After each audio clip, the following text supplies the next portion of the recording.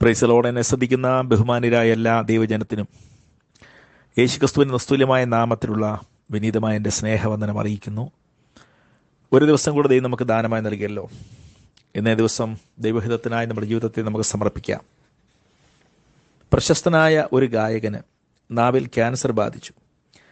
നിരവധി പരിശോധനകൾക്ക് ശേഷം ഡോക്ടർമാർ അദ്ദേഹത്തോട് ഇങ്ങനെ പറഞ്ഞു: നിങ്ങളുടെ നാവ് മുറിച്ചു മാറ്റേണ്ടി വരും. ഈ ഓപ്പറേഷന് ശേഷം നിങ്ങൾ ജീവിച്ചിരുന്നേക്കാം, പക്ഷേ ഇനി ഒരിക്കലും താങ്കൾക്ക് പാടുവാൻ സാധിക്കുകയില്ല. ഡോക്ടറുടെ മുഖത്തേക്ക് നോക്കി ഗായകൻ ഇങ്ങനെ മറുപടി നൽകി: ഞാനിനി ഒരിക്കലും പാടില്ല എന്ന് പറയുന്നത് തെറ്റാണ്. ഞാൻ ഈ ലോകത്തിൽ വെച്ചിനി പാടില്ലായിരിക്കാം. എന്നാൽ ദൈവത്തിൻ്റെ സിംഹാസനത്തിന് മുമ്പിൽ നിൽക്കുമ്പോൾ ഞാൻ തീർച്ചയായും പാട്ട് പാടും.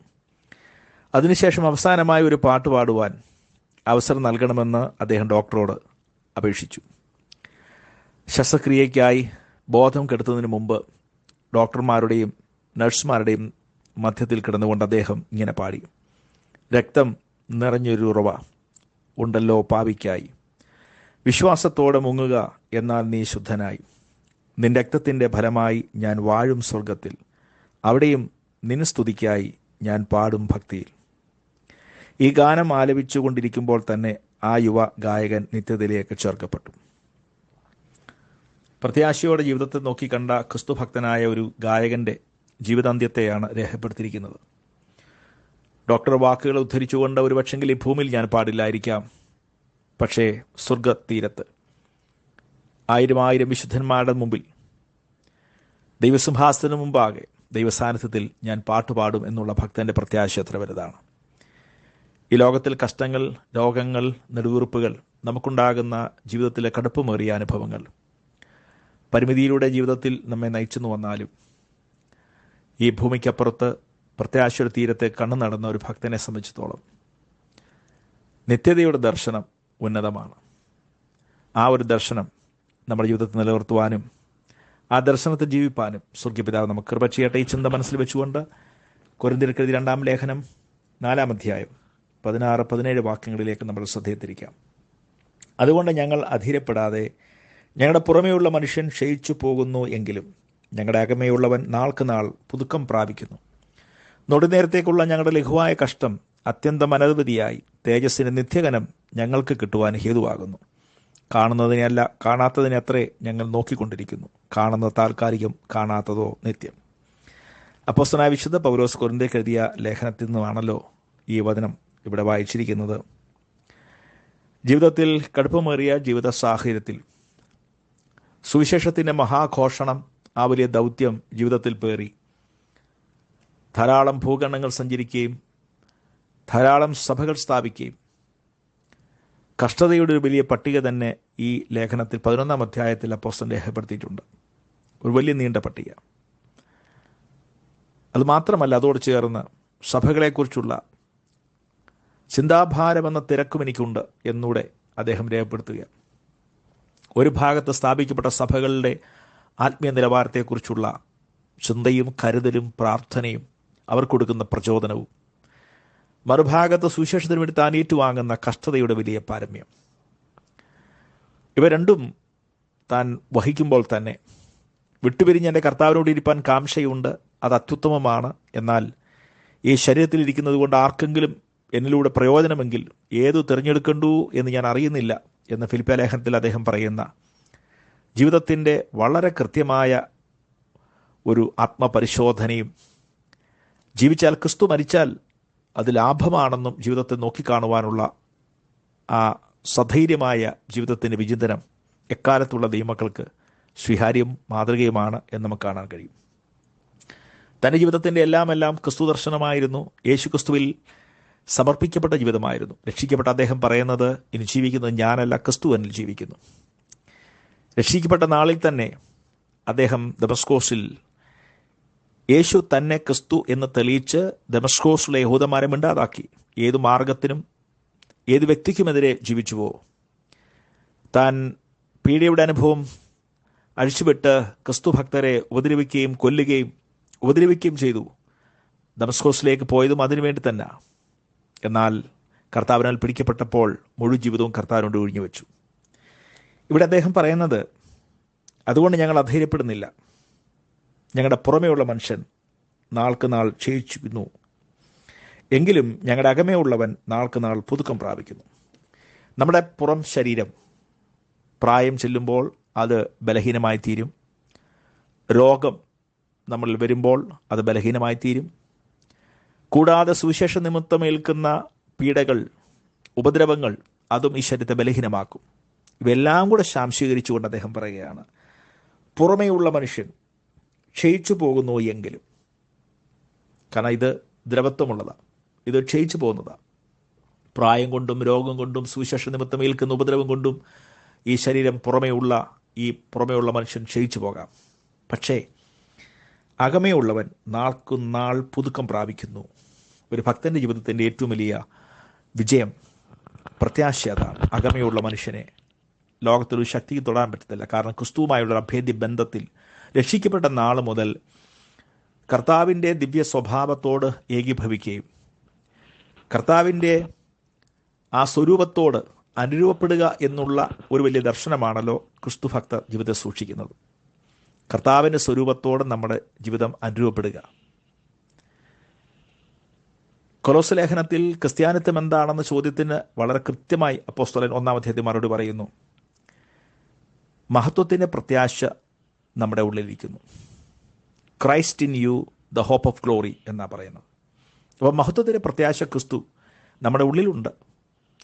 ആ യേശു ക്രിസ്തുവിൻ്റെ ദിവ്യസ്വഭാവത്തോടും ആ കർത്താവിൻ്റെ ജീവിതാനുഭവത്തോടും അനുരൂപപ്പെടുക, സ്വരൂപത്തോട് അനുരൂപപ്പെടുക, അതാണ് ഒരു ക്രിസ്തു ഭക്തൻ്റെ ജീവിതത്തിൻ്റെ ഏറ്റവും വലിയ ലക്ഷ്യം. ഇത് അകമേ നടന്നുകൊണ്ടിരിക്കുക ഈ പ്രക്രിയ. അതുകൊണ്ട് യേശു ക്രിസ്തുവിൻ്റെ സ്വരൂപത്തോട് അനുരൂപപ്പെടുകയും വിശ്വാസത്തിൽ പക്വതയും അഭിവൃദ്ധി പ്രാപിക്കുകയും കൃപയിലും യേശു ക്രിസ്തുവിനെക്കുറിച്ചുള്ള പരിജ്ഞാനത്തിൽ അനുനിമിഷം വളർച്ച പ്രാപിക്കുകയും ചെയ്യുന്ന ഒരാത്മീയ ജീവിതം, ഇതിനെ നോക്കിക്കൊണ്ട പൗലോസ് അപ്പോസ്തലൻ പറയുന്നത്, അകമേയുള്ള മനുഷ്യൻ നാൾക്ക് നാൾ പുതുക്കം പ്രാപിക്കുക എന്ന്. എന്നെ കേൾക്കുന്ന ദൈവത്തിൻ്റെ മക്കളെ, ഈ ശരീരം പല നിലയിൽ ക്ഷയിക്കാം, പക്ഷെ അകത്തെ മനുഷ്യന് നാൾക്ക് നാൾ പുതുക്കമുണ്ടോ? യേശുക്രിസ്തുവിൻ്റെ ദിവ്യ സ്വഭാവത്തോടും ആ സ്വരൂപത്തോടും അനുരൂപം പ്രാപിപ്പാൻ കഴിയുന്നുണ്ടോ?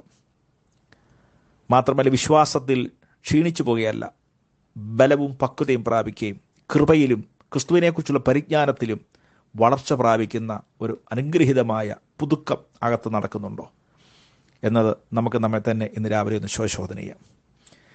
കൂടാതെ അടുത്ത വാക്യത്തിൽ അപ്പോസ്തലൻ പറയുകയാണ്, നൊടിനേരത്തേക്കുള്ള ഞങ്ങളുടെ ലഘുവായ കഷ്ടം. നമുക്കൊരു കൊച്ചു കഷ്ടം ഉണ്ടായാൽ നമ്മളതിനെ പർവ്വതീകരിക്കും. നമ്മുടെ സമതല പോലും തെറ്റിപ്പോവും, നമ്മുടെ മനസ്സ് വിഷണ്ണമായിത്തീരും.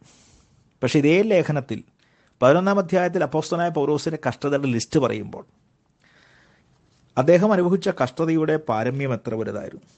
11-ാം അധ്യായം 2 കൊരിന്ത്യർ 11-ാം അധ്യായം നമുക്കതിൻ്റെ 23 മുതലുള്ള വാക്യങ്ങൾ താഴേക്ക് വായിക്കുമ്പോൾ വളരെ സുദീർഘമായ ഒരു ലിസ്റ്റ് നമുക്ക് കാണാൻ കഴിയുന്നുണ്ട്.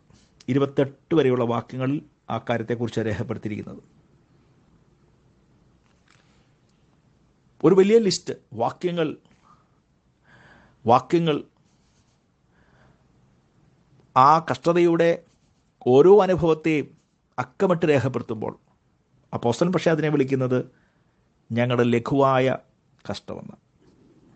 ലഘുവായ കഷ്ടം, ലഘുവായ നമ്മുടെ കഷ്ടത്തെ നമ്മൾ പ്രതികരിക്കുമ്പോൾ വലിയ സുദീർഘമായി രേഖപ്പെടുത്തിയിരിക്കുന്ന കഷ്ടങ്ങളെല്ലാം കൂടെ ലഘുവായ കഷ്ടമെന്ന് പൗലോസ് അപ്പോസ്തലൻ ചിന്തിക്കുമ്പോൾ കഷ്ടത്തിൻ്റെ ജീവിതാനുഭവത്തെ നോക്കിക്കാണുന്ന അദ്ദേഹത്തിൻ്റെ കാഴ്ചപ്പാട് നമ്മുടെ കാഴ്ചപ്പാടിന് എത്രയും വ്യത്യസ്തമല്ലേ.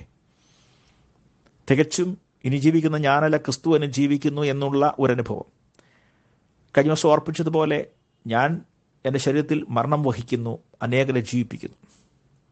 നിങ്ങളുടെ വിശ്വാസം എന്ന പരിശോധന, അതുപോലെ തന്നെ നിങ്ങളുടെ വിശ്വാസം എന്ന യാഗമർപ്പിക്കുന്ന ശുശ്രൂഷയിൽ രക്തമൊഴിക്കേണ്ടി വന്നാൽ ഞാൻ സന്തോഷിക്കുമെന്ന് പറഞ്ഞുകൊണ്ട് ക്രിസ്ത്യ വിശ്വാസികൾക്ക് വേണ്ടി തൻ്റെ ജീവിതം, തൻ്റെ സമയം, തൻ്റെ ഓട്ടം, തൻ്റെ ആരോഗ്യം എല്ലാം ഒഴിഞ്ഞു വെക്കുന്ന ഒരു ഭക്തൻ, അതിൽ സംഭവിക്കുന്ന കഷ്ടങ്ങളെ ലഘുവായി കാണാൻ അദ്ദേഹം ആഗ്രഹിക്കുക. കാരണം അദ്ദേഹം പറഞ്ഞു, തൻ്റെ മുമ്പിൽ അത്യന്തം അനവധിയായ തേജസ്സിൻ്റെ നിത്യകനം ഞങ്ങൾക്ക് കിട്ടുവാൻ അത് ഹേതുവാകുന്നു.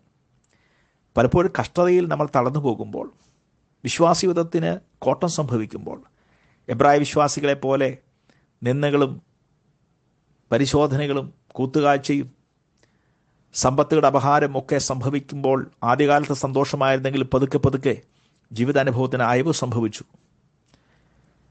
എന്നതുപോലെ പലപ്പോഴും അയഞ്ഞു പോകുന്നൊരു ആത്മീയ പ്രകൃതമാണ് ഇന്ന് ലോകത്തിൽ കാണാൻ കഴിയുന്നത്. എന്നാൽ അപ്പോസ്തലൻ പറയുന്നത് വലിയ കഷ്ടം സംഭവിക്കുമ്പോൾ ലഘുവായ കഷ്ടം എന്നതിനെ കാണുകയും പ്രാപിപ്പാനുള്ള തേജസ്സിനെ അദ്ദേഹം വലുതായി കാണുകയാണ്. ഇന്ന് പകൽ കഷ്ടതയോടുള്ള നമ്മുടെ സമീപനം എന്താ? ക്രിസ്തുയേശുവിൽ വിശ്വസിപ്പാൻ മാത്രമല്ല അവന് വേണ്ടി കഷ്ടം സഹിപ്പാനും കൂടെ വരലഭിച്ചിരിക്കുന്നു എന്ന് ഫിലിപ്പിയ ലേഖനം 1:29 അപ്പോസ്തലൻ പറയുന്നുണ്ട്. അപ്പോൾ നമ്മൾ ജീവിതത്തെ എങ്ങനെ നോക്കിക്കാണുന്നു, കാഴ്ചപ്പാടിലുള്ള വ്യത്യസ്തത എത്രമാത്രം അന്തരമുണ്ട് എന്ന് നമുക്ക് തിരിച്ചറിയാൻ കഴിയട്ടെ. നമ്മൾ വെളിപ്പെടുവാനുള്ള തേജസ് വിചാരിച്ചാൽ ഈ കാലത്തിലെ കഷ്ടങ്ങൾ സാരമില്ല എന്നെണ്ണുന്നു. വീണ്ടും അപ്പോസ്തലൻ പറയുക, ഇറ്റ് ഈസ് നോട്ട് കമ്പയറബിൾ എന്നാ. ഈ ഭൂമിയിലെ കഷ്ടതയും വരുവാനുള്ള മഹത്വം നമ്മൾ കമ്പയർ ചെയ്യാനേ പറ്റത്തില്ല. അത്രയ്ക്കത്ര മഹത്തരമാണ് നമുക്ക് വേണ്ടി കാത്തിരിക്കുന്നത് നിത്യതയിൽ.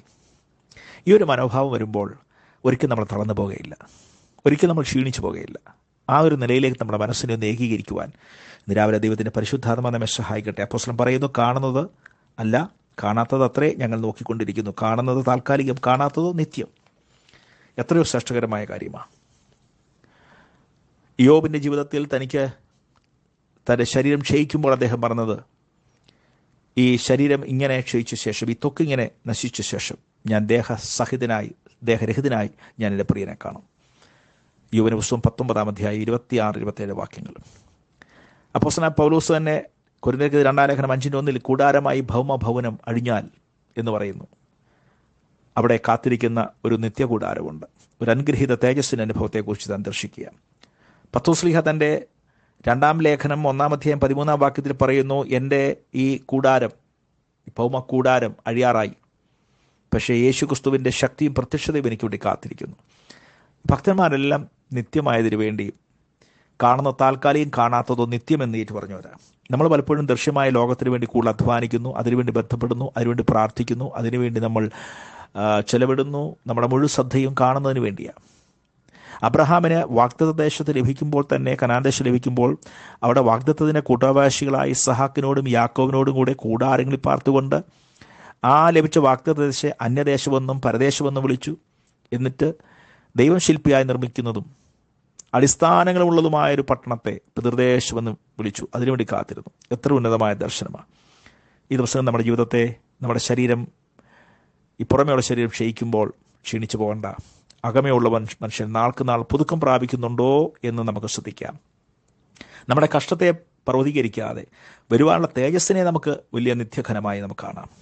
കാണുന്നതല്ല കാണാത്തതിനെ നിത്യമായി കാണാം.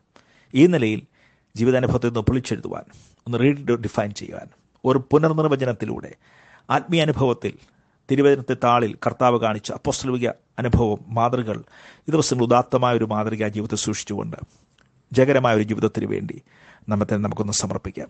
ക്ഷീണിച്ചു പോകണ്ട. കർത്താവിൻ്റെ വചനത്തിലും പരിശുദ്ധാത്മാവിൻ്റെ ശക്തിയിലും നമുക്ക് ബലപ്പെടാം. വചനത്തിൻ്റെ പുഷ്ടിയും പരിശുദ്ധാത്മാവിൻ്റെ ശക്തിയും ചേർന്ന് വരുമ്പോൾ ജയകരമായ ജീവിതം സുനിശ്ചിതമാണ്. അതുകൊണ്ട് ആ നിലയിൽ നമ്മുടെ മനസ്സിനെ ഒന്ന് രൂപപ്പെടുത്തി, പുറമേയുള്ള ഈ ശരീരം ക്ഷയിച്ചാലും അകമുള്ള മനുഷ്യൻ നാൾക്ക് നാൾ പുതുക്കം പ്രാപിക്കുന്നുവെന്നും വരുവാനുള്ള തേജസ്സിനെ പ്രധാനമായി കണ്ടുകൊണ്ട് കഷ്ടതയെ ലഘുവായി കാണാനും കാണുന്നതിനേക്കാൾ കാണാത്തതിനെ ശുഭകരമായി കാണാനുള്ളൊരു മനസ്സ് നമുക്കുണ്ടാകട്ടെ എന്ന് പ്രാർത്ഥിച്ചു വാക്കുകൾ ഉപസംഹരിക്കുന്നു. ദൈവം നമ്മെ അനുഗ്രഹിക്കട്ടെ.